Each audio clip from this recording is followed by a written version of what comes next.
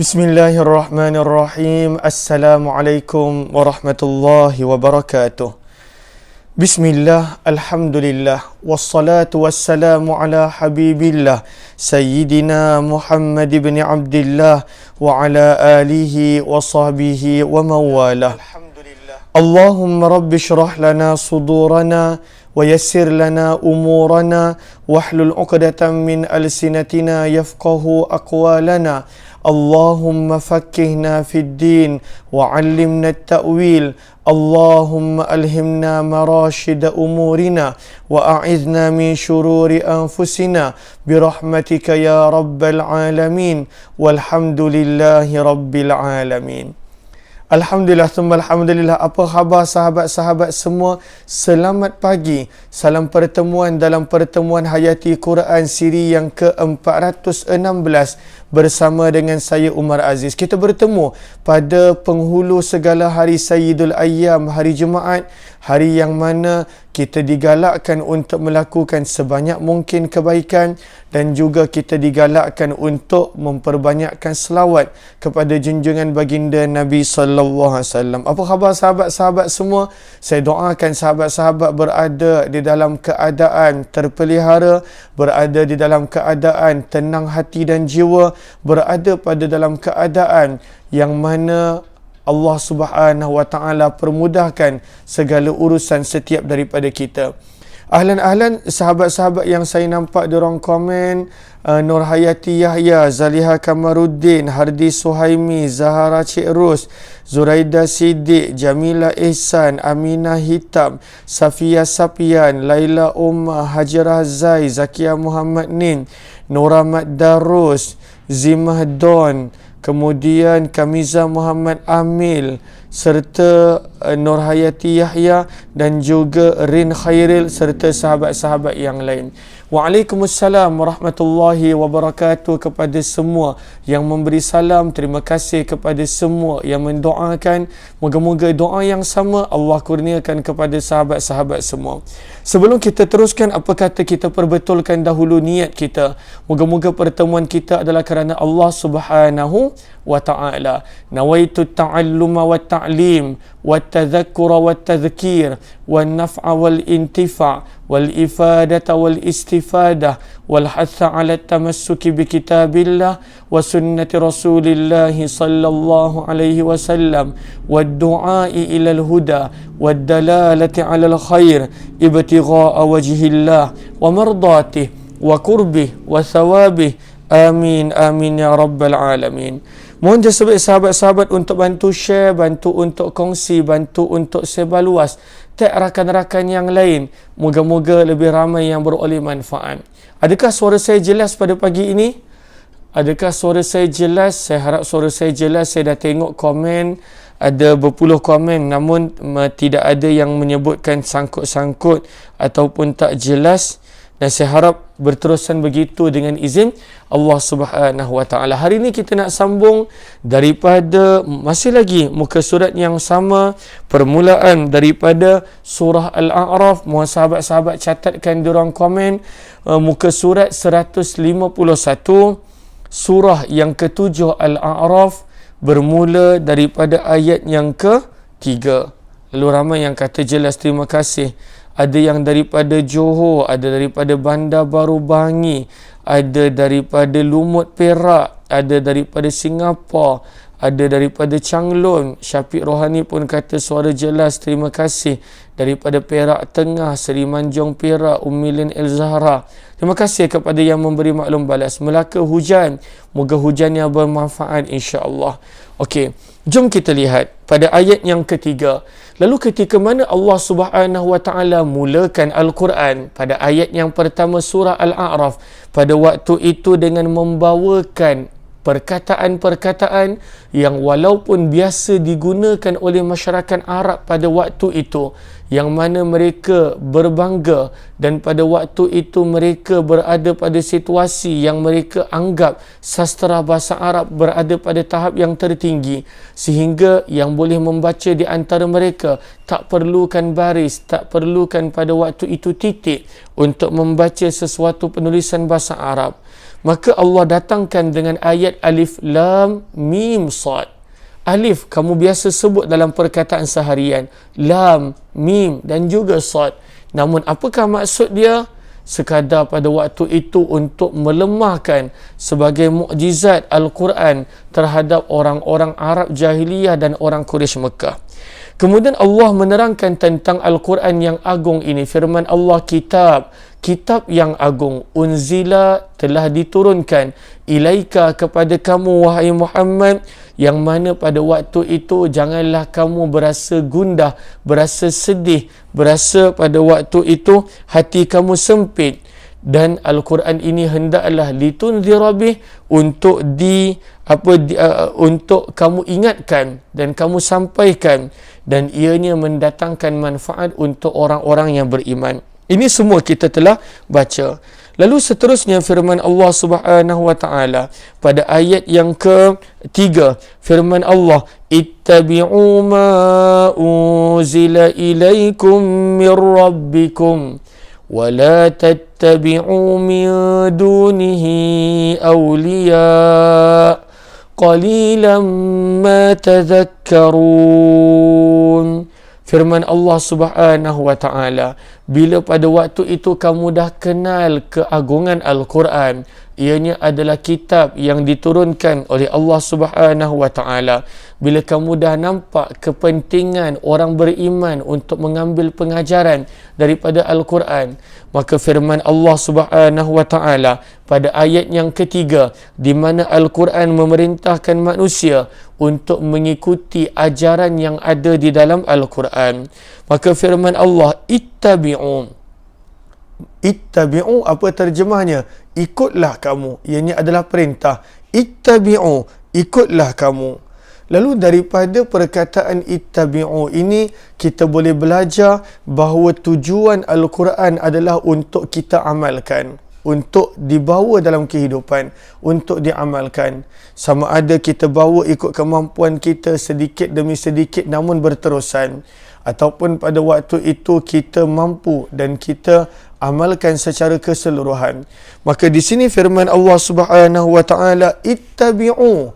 Pengajaran di sini adalah Al-Quran itu adalah untuk diamalkan. Membacanya sangat dituntut, menghayatinya sangat dituntut. Tetapi tujuan penurunan Al-Quran adalah untuk ittabi'u, untuk ikut, dan juga pada waktu itu untuk amalkan. Firman Allah Subhanahu wa taala, ittabi'u, ikutlah kamu, ma, apa-apa yang unzila telah diturunkan, ilaikum kepada kamu. Apa jua yang Allah telah turunkan kepada kamu melalui perantaraan utusannya, melalui Rasulnya, melalui baginda Nabi SAW, ittabi'u, ikutlah. Ianya mesti diamalkan, ianya mesti dibawa dalam kehidupan. Moga Allah menjadikan kita golongan yang sentiasa mengamalkan Al-Quran, pada waktu itu meletakkan Al-Quran di hadapan, lalu akhirnya Al-Quran memimpin kita ke syurga. Janganlah kita menjadi golongan yang meletakkan Al-Quran di belakang, lalu akhirnya menjadi golongan yang akan dicampakkan ke dalam neraka, al-a'yadzubillah. Maka firman Allah, ittabi'u, ikutlah kamu apa-apa yang telah diturunkan kepada kamu, daripada yang halal, daripada yang haram mesti ditinggalkan, daripada perintah Allah mesti dilakukan, daripada larangan Allah mestilah pada waktu itu ditinggalkan. Firman Allah Subhanahu wa taala, ketika mana kamu pada waktu itu diperintahkan untuk mengikut Al-Quran. Kenapa nak ikut? Kerana Allah terangkan, kerana ianya datang daripada Allah. Min, daripada Rabbikum, Tuhan kamu. Lalu apa yang ada dalam Al-Quran adalah datang daripada Allah. Bererti bila kamu ikut Al-Quran, kamu ikut Allah. Dan siapakah Allah? Rabb. Allah itu adalah Rabb kamu, pencipta, pemelihara, yang menjaga, yang membimbing kamu. Lalu daripada perkataan mir rabbikum, di sini pengajarannya adalah bahawa hendaklah kamu ikut apa yang ada dalam Al-Quran, apa jua perintah Allah. Kerana Allah itu, kerana ianya bukan daripada Nabi, ianya adalah daripada perintah Allah Subhanahu wa taala. Mir rabbikum. Dan daripada perkataan mir rabbikum juga pengajarannya adalah maka Allah hanya perintahkan untuk kamu melakukan yang terbaik untuk kamu. Sebabnya Rabb memberi makna Khaliq, pencipta. Rabb memberi makna Murabbi, yang menjaga. Lalu Allah yang menciptakan kamu, Allah yang menjaga, yang membimbing, memelihara kamu. Tak mungkin Allah menyuruh kamu untuk mengikut benda yang mendatangkan mudarat untuk kamu. Lalu pada mir rabbikum dalam tafsir Al-Wasit disebutkan ada dua pengajaran. Yang pertama, kena ikut kerana itu adalah daripada Allah. Dan yang kedua, kenapa kena ikut perintah Allah? Kerana perkataan Rabb Allah gunakan. Allah tak gunakan perkataan minallah, tetapi Allah menggunakan perkataan Rabb. Kerana Rabb memberi makna pencipta, Rabb memberi makna murabbi, yang menjaga, yang memelihara. Nak menunjukkan bahawa hendaklah kamu ikut perintah Allah, kerana Allah yang telah mencipta, besar, menjaga dan memelihara kamu. Tidak mungkin Allah menyuruh kamu untuk melakukan perkara yang mudarat. Tak mungkin Allah menyuruh kamu melakukan perkara yang mendatangkan keburukan untuk kamu. Maka di sini mir rabbikum ada dua pengajaran yang boleh diambil. Disebutkan di sini dalam tafsir Al-Wasit. Kemudian Allah Subhanahu wa taala tegaskan, wala, dan jangan, tattabi'u, kamu mengikuti, min, daripada, duni, selain, nya, iaitu Allah, awliya, mereka-mereka yang kamu jadikan sebagai pemimpin. Siapakah selain Allah? Pada waktu itu yang boleh kita jadikan sebagai yang manusia selalu menjadikan sebagai pemimpin selain daripada Allah. Pemimpin maksudnya ikutan, adalah syaitan. Pada waktu itu adalah nafsu. Pada waktu itu adalah apa-apa berhala dan sebagainya. Maka janganlah kamu mengikuti selain daripada Allah, yang mana kamu jadikan mereka awliya sebagai ikutan dan juga pemimpin. Maka pengajaran yang keempat yang kita boleh ambil daripada perkataan wala tattabi'u min dunih. Maka di sini kita nampak ada dua pilihan. Sama ada pada waktu itu kamu ikut apa yang Allah suruh, ataupun kalaulah tidak, kamu akan ikut dan tergelincir ikut kepada apa yang selain daripada Allah. Lalu daripada perkataan ini, pengajaran yang keempat, maka pada waktu itu hanya ada dua pilihan. Sama ada pada waktu itu kita ikut Allah, perintah Allah, ketentuan Allah, ketetapan Allah, tinggalkan segala larangan Allah. Kalaulah tidak, maka kita akan tergelincir dan kita akan pada waktu itu ikut selain daripada Allah. Sebab itulah Allah terangkan wala tattabi'u, dan jangan kamu ikut min duni, selain daripada Allah. Sama ada ianya berbentuk nafsu, berbentuk syaitan, berbentuk berhala, berbentuk matahari yang disembah oleh sebahagian manusia, apapun selain daripada Allah, maka pada waktu itu akan termasuk pada larangan ini. Wala tattabi'u, dan janganlah kamu ikut min dunihi, selain daripada Allah, awliya, yang kamu jadikan sebagai ikutan, sebagai pemimpin. Maka hanya ada dua pilihan, ikut perintah Allah ataupun ikut perintah selain daripada Allah Subhanahu wa ta'ala. Orang yang ikut perintah Allah, dia berjaya. Orang yang ikut perintah selain daripada Allah, dia pasti akan binasa. Kemudian Allah Subhanahu wa ta'ala tutupkan ayat yang ketiga ini dengan firman-Nya, qalila, amat sedikit, sedikit sekali, apa-apa yang tadhakkarun, kamu mengambil pengajaran. Masya Allah. Manusia ni padahal begitu banyak peringatan yang Allah datangkan, sama ada melalui perantaraan Rasul ataupun pada waktu itu dalam bentuk peringatan, sedikit sebanyak nikmat yang diambil, sedikit sebanyak siksaan yang diberikan. Tetapi penghujungnya firman Allah Subhanahu wa ta'ala, walaupun Allah dah perintahkan ikut perintah Allah dan Allah larang jangan ikut selain daripada Allah, maka daripada sinilah kita nampak kebanyakan manusia tetap tak mengambil pengajaran. Sebab itulah firman Allah Subhanahu wa ta'ala, qalila, sedikit sekali. Maksud daripada terjemahan qalila ada dua. Dalam tafsir Al-Wasit disebut qalila ada dua maknanya. Yang pertama, sedikit sekali yang mengambil peringatan, sedikit sekali yang mengambil peringatan.